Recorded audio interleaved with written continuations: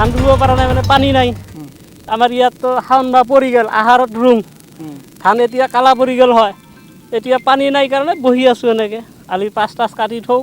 যদি যেতিয়া পানী পৰে ৰুম নপৰিলে আৰুতো সেনেকৈ কালাই খেতি কৰিব লাগিব নহ'লে তিল বিধানগিলা গৰুক খুৱাব লাগিব উপায় নাই নাই নাই নাই নাই আমাৰ ইয়াত নাই নাই নাই নাই চৰকাৰক কি ক'ম চৰকাৰেতো খালি আমাৰ পৰা লৈ আছে আৰু পাব্লিককে বুজাই আছে চৰকাৰেতো এইটো নাচায় যে মালেগড়ত জলসংকৰ কিটা নাই ব্যৱস্থাটো কৰি দিব লাগে এতিয়াতো নেদিলে আমি ক'ত পাম যদি দে তেতিয়াহ'লেতো আমাৰ ধান হৈ গ'ল হয় ইমান দিন অসুবিধা হৈছে বহুত অসুবিধা হৈছে বহুত বহুত এতিয়া আপুনি